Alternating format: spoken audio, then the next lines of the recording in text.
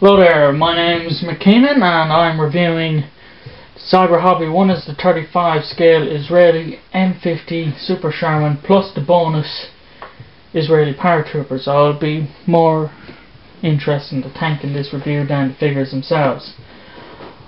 One thing to note is that the Israeli Army, or the IDF, or the Israeli Defense Force, whatever you prefer to call them, never actually called them Super Shermans. They only refer to them as M50 Shermans, and the M50 actually comes from the gun, which was the CN75L50 or CN7550, which is the same gun as off the AMX-13 light tank, or the early versions of it anyways. Here, open up the box. It's a bit jam-packed, and oh look, the instructions fell out.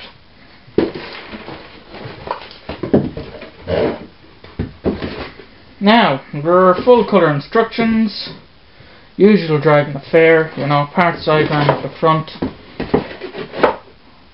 box artwork up the top. Well, box artwork was just a colour profile really, and the old figure box art, and parts diagram, well, your sprues, all your sprue layouts, parts not to use, parts to use, and you have your instructions. Usual driving affair here as well. You got your GSI Creo Core Aqueous Colour Hobby Colour, and then your ordinary Mr. Colour and Model Master Colour. All your names and everything. You have your diagrams here. You have your diagram for putting the HVSS onto the M4A4 hull, which comes with the kit. You see here, M4A4. It's the same as off the Firefly kit 6182. It's got all your different pieces. Back to the instructions, so get to the sprue later on. Usual fare. You got at the end, you got your colour painting and markings guide. You've got an unidentified unit in 1967, and you've got another unidentified unit, but they're slightly more specific, saying it's in the Golan Heights, and you've got your figure instructions and painting guide here. Now, this marking option here, which is down as A11121 SAL, I think, is actually the same as the tank on the front cover of Israeli Sherman by Tom Gannon. So if you want an idea, if you want to make that tank, here's a perfect diorama option for you, and it shows you all the weathering of the vehicle and everything.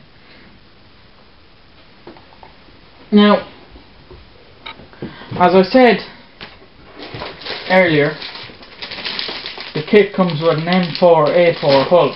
This is first sprue. I'll just take it out of the bag. Debag it here. You can see it comes with all the M4A4 stuff. It has the longer hull. There's a good lot of these parts you won't be using. I'd say probably most likely you'd just be using the hatches, the hull itself, and some Pioneer tools that come with it.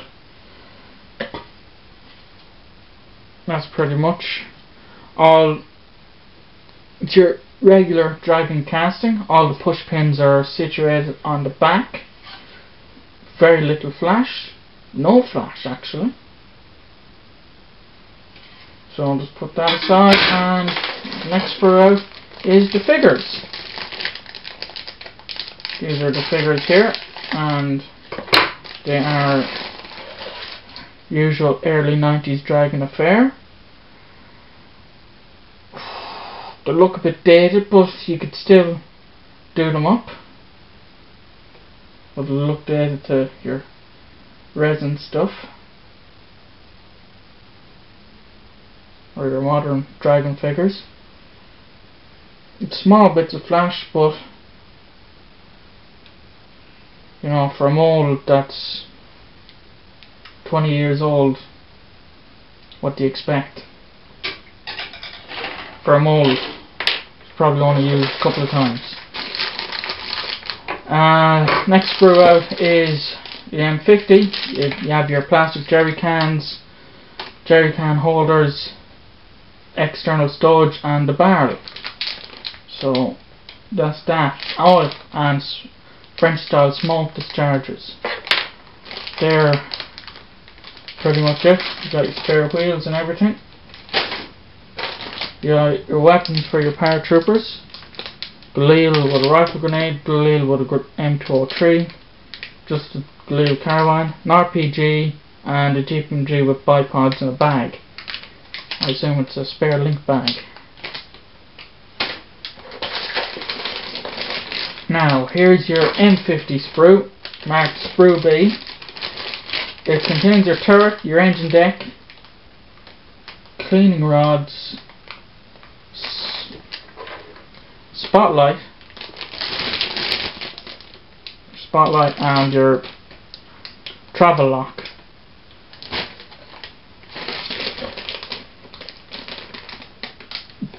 The texture on it seems pretty good. It's casting on it seems pretty good. Only thing I have to point out is the engine deck. The engine deck is actually a later engine deck. It's for batch 3, and it is actually didn't cut the bag plainly. It's actually, it has an exhaust on the back of it.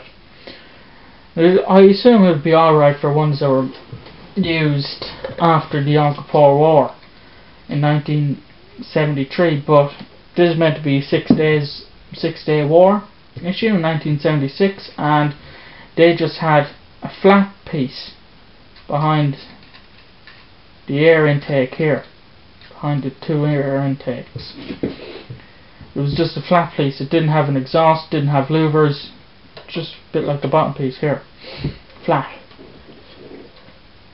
That's the only thing I have to point out about that. On to the next ones.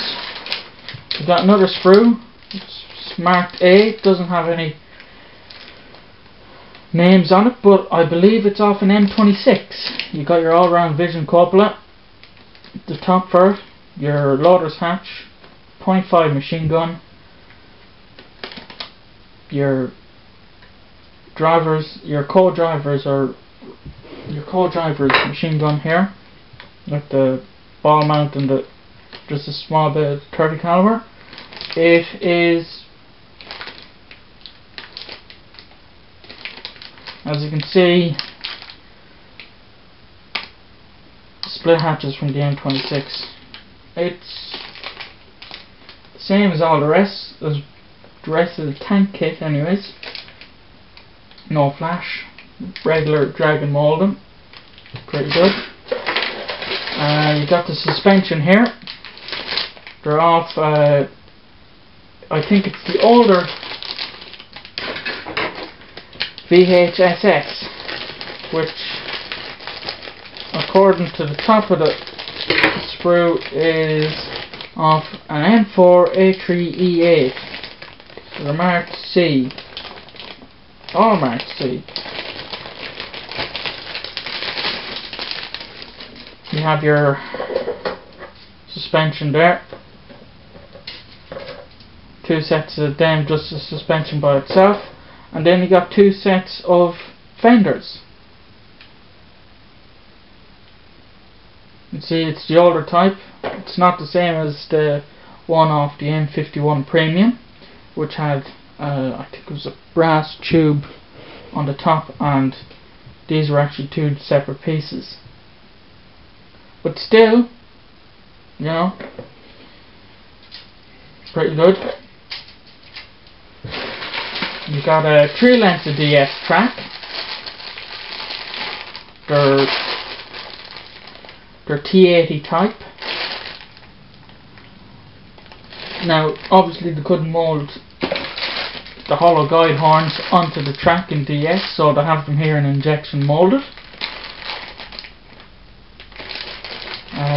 They actually have the hole drilled through the top of them, so they're actually quite good. They're usual drag and slide moulded. And you got your details here, or your decals. 2 sets of tactical markings and 2 sets of reg plates, and as I said before, 81121 is actually on the cover of Israeli Sherman by Tom Gannon, so if you want to make that one in particular, you have a photo reference there for it. If you have the book, it's a very good book, I recommend it. Also has photo etch. It has 2 intake mesh covers and a number 19 antennae guard. You got your clear spotlight, or a clear piece for your spotlight. So there you go. That's Israeli M50 Super Sherman, or just Sherman. Very good kit. Probably make it sometime in the next couple of months. So hopefully you'll see a build blog from me then. So this is Mick Keenan signing out. Thanks for watching.